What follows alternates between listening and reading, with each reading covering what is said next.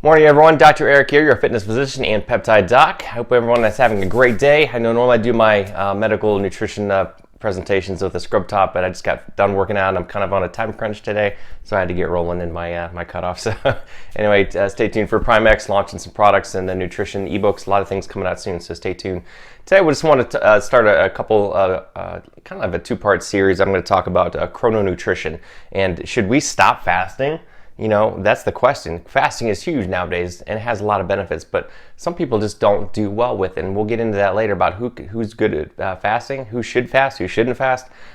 Sometimes it's good not to. There's certain people that do better not fasting. I've seen a lot of people who just don't do well with it. You know, I've done it myself, but I personally can't do one big meal a day. You know, people talk about OMAD or 1 meal a day or 2 meals a day. I just get really bloated and full. I do better back when I used to. My dad, it's funny, I was talking to my dad a while back, and he said, "Hey, Eric, I started to do what you told me way back when you were wrestling back in high school, college, and stuff." And it's like I started eating smaller meals frequently throughout the day, and I feel better. And I thought, yeah, I did tell you that, didn't I? I forgot about that. That was way back then. And I found that I do better myself. I do smaller meals more frequently, and it's not the whole quote unquote bodybuilder lower of eating 5, 6, 8 times a day. You're going to boost your metabolism, burn more fat, because that's kind of been proven to be false. However, some people just do better with that. For me, I just feel less bloated. I feel like I assimilate my nutrients better. I digest quicker, and I get hungry a little bit quicker. And I don't know if that's, again, that's probably not boosting my metabolism per se, but I feel a lot better. I don't feel good. I have a huge meal and I just feel bloated and feel like I'm 9 months pregnant. Not that I would know what that feels like, but I just don't like that feeling, and I do better with that. I feel like my metabolism is better, my cognition is better. So anyway, we'll get into that later, but I just want to touch on the subject of chrononutrition, which is about timing of nutrition intake and meals with our circadian rhythms. And there's many biologic processes and biologic cycles in our body. There's hormones peak and rise and fall at different times of the day.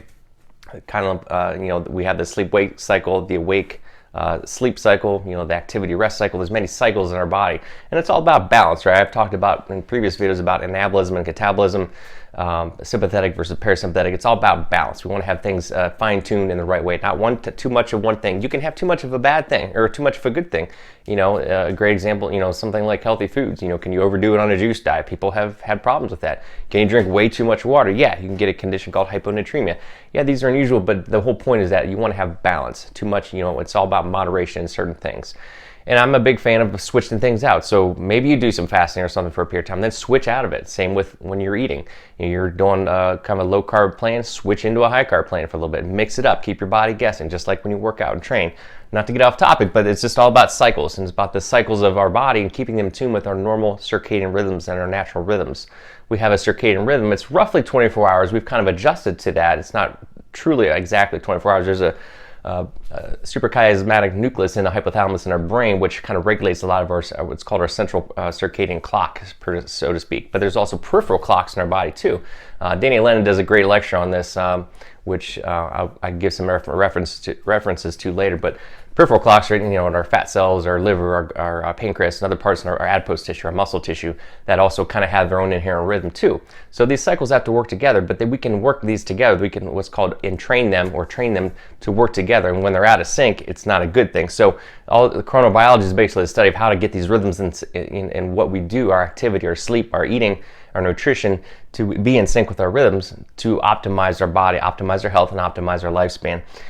In the modern society, it's very easy to get out of whack. We've seen that obviously with shift workers, night shift workers, when you travel, jet lag, things of this nature. When all these cycles are out of whack, it's not good. When you don't sleep, when you're up all night, people clearly have higher incidence of diabetes. Their blood sugar is not as a little more labile. They have less problems with glucose and insulin sensitivity and many other features. So we know for a fact that chrono disruption is not a good thing for our body.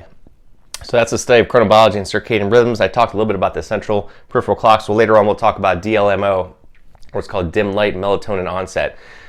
Obviously we know that the melatonin, just like other hormones, rise and fall at certain times of the night. That's why towards the evening, that's when our body's priming ourselves to sleep. So melatonin starts to increase towards the latter half in the early evening, later evening, and then it peaks obviously at nighttime. And then during the later morning, around 5, 6 o'clock, it starts to drop off, and hence we wake up.